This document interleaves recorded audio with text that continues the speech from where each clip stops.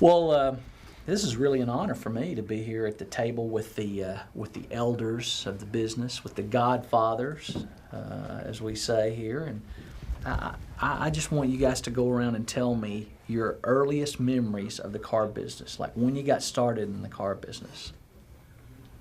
Now, Bun, you said you just went right to the top. Most people have to work their way up. You started right out where the money is, right? I started out with an independent automobile finance company, and after about 15, 16 years, we'd been floor planning for a local dealer, and in 1974, things really got tough in everything. And especially in the used car business, and we were floor planning for him, and make a long story short, he went out of the business and left me with a lot full of cars to dispose of. So that's what got me, and this was early 1975, took over the lot and disposed of the cars there, and then just set up my own operation. And of course, under the premise that if I was going to have the risk, I was going to be part of it. So that's how I got in it. That wasn't exactly your master plan. No, it was by default, definitely. But it worked out pretty well. Well, 32 years later. Wow. Still at it. Wow. Mr. Van, how long has it been for you? I started in automobile financing back in 1966, 67. And they went out of business, and I went to work for the local Ford dealer in September of 59. I think I'm right. Yeah, it was 59. Did I say 56 with the finance company? Something like that. I forget a in lot. the mid to late 50s. Wow, okay. And then I stayed with them until March of 75, and I left. And the last 10 years, I was general sales manager. And when our son was in college, and he was going to Francis Marion, right there in our hometown of Florence, the wife being a banker, she said it was time that we made a move. In March of 75, we started Van's Auto Sales, and now we have, along in 78, we started the You Save Auto Around franchise at the same place. Now we have two different locations. Our son runs the business and takes care of it and manages it. And his oldest son takes care of the car rental place, and the youngest son is at Van's Auto Sales with us. And when my wife retired from the bank after 31 years, she came back to doing some book work for us also. So I've seen some good times, some tough times, and some bad times. Now the bad times, when you get out and you're having to pay 25 and 35% interest on borrowed money, that's when it's bad. But we survived it, and we're thankful for what the good Lord's done for us. I enjoy it. Oh, and I think that's a key, don't you think? You have to enjoy what you do if you're going to be successful at it at all. Yeah, but there's one thing you really have to do. You have to treat your customer like you want to be treated. And they're always your customer, and they're your friends. You can just get repeat business right after repeat business if you treat them like you're supposed to. And that's the secret to repeat businesses. If you can stay there in longevity and can maintain the operation, you better take care of that customer. If you don't, they sure not going to take care of you. Lawrence, what's your earliest memory? Well, I started in the automobile business the 3rd day of March 1955, so it's been a pretty good little while You down didn't have the any road. trouble remembering that day. No, it's a very memorable day. I had raised up a little old farm country boy in the tobacco fields and the cornfields, and And my dream while I was plying the old team of mules out there was to one day become the age to be an automobile man. I wanted to sell cars. That was not be a policeman or a fireman, but to sell automobiles. And it was in my heart from the far back as I can remember. And I started selling cars at the Ford dealership in my local town in 1955, 3rd day of March 1955. And 2 days later, I sold my first car. It was a 1955 little Ford Thunderbird. Well, I wish you could buy one now. I wish you bought one for back in those days. But that was my first experience in being in the automobile business, was in those early years. Yes. Hasn't been that long ago that I had the opportunity to be with what we'd call probably the other end of the spectrum, kind of the young guns of the business, and some of the young people now.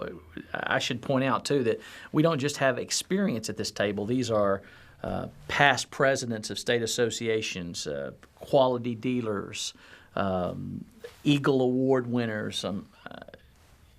This is some achievement gathered together here. And while that's cool to be on the young end of the spectrum and see that achievement and starting to happen and what's in front of you, I guess the question I want to ask you gentlemen is, what's the best thing that you see that generation of dealer doing out there in the marketplace right now? What's the thing that excites you about what you see about that young generation and that next generation coming up in the car business?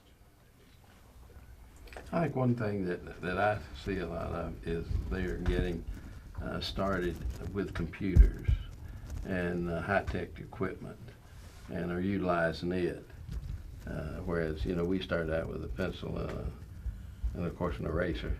But they've just got this first-class bookkeeping equipment. And that excites me to see them get started with that. And then, of course, you know what it does to the business and as far as efficiency. That's one thing that I think about a lot. I think that what I see, that they're real eager to learn. They want to be professional people. We automobile dealers are professionals. We're in a profession that I rank among the highest because we do things right. We've had times in our experiences that we hadn't been very popular, but things now with dealer education and all the programs that have been brought through our dealers associations nationally, not only locally but nationally, has helped to educate people to be real, true professional people. And I credit that a lot to the eagerness of the young people that are coming up. They have a great potential in this business as being professional people. And more to that, and what Brother Lawrence just said, it also keeps you out of trouble with the federal laws and the state laws. And if you read your information that you get from your association and you listen to it and pay attention and attend the seminars, you learn what you can do and what you're not supposed to do. And if you follow those guidelines, as a rule, you'll stay out the courthouse. And that's a big plus, because that goes to the bottom line of your operation. Because when you have to go into courthouse with an attorney, it's not cheap. It seems like there's so many compliance issues today.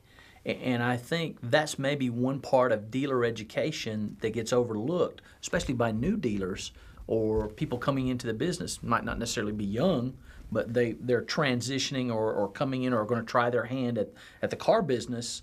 But there's a lot more to it maybe than once upon a time. Definitely. Yeah. We get calls several times a month, new dealers that's just going into the business, wanting to know what are they supposed to do, what papers are they supposed to use. You try to tell them what they need to do, but they'll go and get that little certificate, bring it back home and file it, and they forget all about it until they come up with a question, then they want somebody else to answer for you. I don't know how in the world we could have survived and stayed in the business without belonging to the association and with the education, because it's been it's the livelihood of our bread and butter. Now, that's one of the things that you all have in common here. You've been a part of your state association for a long time. I have almost 30 years. 30 years. 32. 32. 31. Wow. So everybody over 30 years of belonging to your state association. Wow. And I mean, obviously that it almost goes without saying if you're trying to give advice or some encouragement to somebody coming into the business, I mean that's got to be one of the first places you start, right? Don't neglect those resources that are already in place to help you learn, comply, just have somebody else sort of in the game with you, right? Sometimes I think what Vanny just said, we may be taken advantage of by someone not in the association. They're getting the advantage of the association without being a paying member. And how, I just can't see anybody coming into the business and not have access to the information that for the small amount that it takes per year in fees, how they can do business without being a member, really. And the thing that's really fascinating when you think about it, number one, if you look at the new car side of things, almost no one becomes a franchise dealer or a licensed dealer who is not a part of the association. I mean, that's just one of the first things. It's just a lot. What to do, 1, 2, 3, 4. I mean, that's got to be on the list. And when you say to a dealer, and I have the opportunity, obviously, to speak to some state associations or even national associations, which dealers do state associations represent? They represent them all. Mm-hmm. Whether you're a member or not, this association is representing you in the marketplace. Mm-hmm. And not everybody gets that. And certainly not everybody takes full advantage of it. Whenever I first started back in '59, there's 3 things that I was told. Number one, you had to have someone to sell something to. You had to have something to sell. And you need the tools to do it with. And I can truthfully say that the association provides us now with the tools that we need as dealers to maintain our business and keep it. And it's up to us to try to have the quality of merchandise on the lot to sell them. And the customers will come in if you've got a good quality automobile and a good way of getting it financed and treating them right. And they know that when they walk down the street and tell some of their friends that they just bought a car from so-and-so and they get a good report that from that dealer, that's good advertisement. That's better than any advertisement you can buy, that word of mouth. And if you got those 3 things, you don't have any trouble, as a rule. Talk about the education part of it. The Ford dealer that I went to work for in 1955, it was an old cliche on the wall in big print. It's always stuck with me. It says, when you green, you grow, and when you ripe, you die. And that says a lot. Constantly keep your mind open to learn every day. Don't ever get to where you feel like you know it all, because you don't. And if you think you do, you're gonna die. It's or get picked when you. But anyway, I thought that was good. It's always stuck with me. I try to learn something about the business every day. And that's really what amazes me, I guess, Lawrence, is when I see, and whether it's dealers, franchise dealers, independent dealers, other entrepreneurs, business owners, it's just so amazing when you're around high achievers or top performers, and that is the prevalent attitude that I run into. Mm-hmm. That doesn't matter if I've got 30, 40, 50 years in this business or how much experience I have, I'm far from knowing it all. In fact, I'm trying to learn something today. But there's a segment out there, and usually that's the one who tells me how bad the economy is or how terrible things are or how much they're struggling, but they've got 10 or 15 or 20 years of experience, so obviously they pretty much got it all figured out.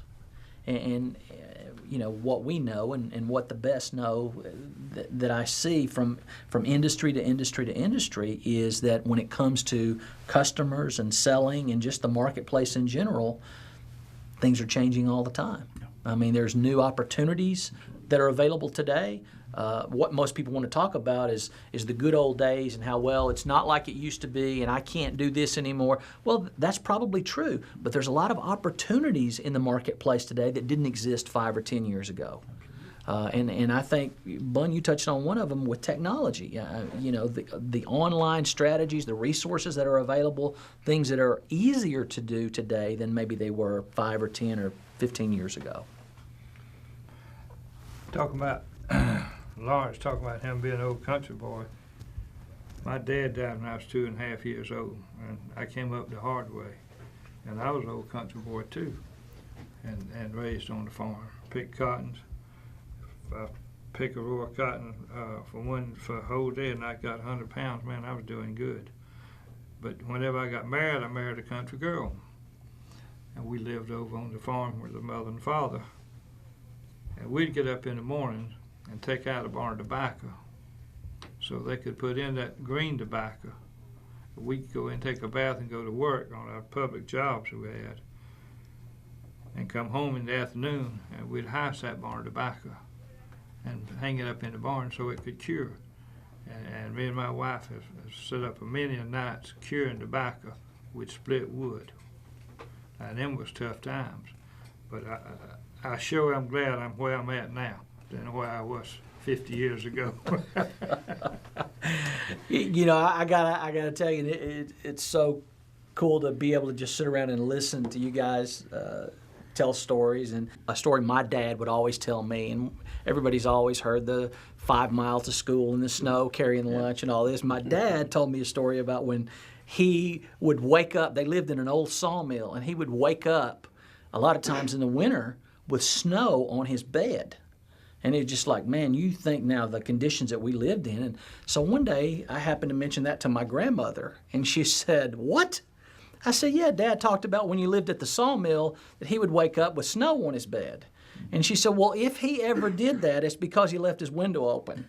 So it wasn't quite that bad, is what she was saying. So I think sometimes that's it, is people want to make it bad, but you can look at pretty much any situation and say, man, I'm thankful for that. I'm thankful for the lessons that I learned from that. I'm thankful for the opportunities that I have today. And that's Where your roots started. absolutely. And that's really an attitude about business that you see. And again, some of the best of the best just have that attitude. And that's, unfortunately, it's not an attitude that's shared by everyone out there. And I think we all, as younger people, got tired of what we were doing at that moment. I know I told my father, with all respect to him, when I left the farm, I said, if I ever in my lifetime tell another mule to get up, it'll be sitting in my lap.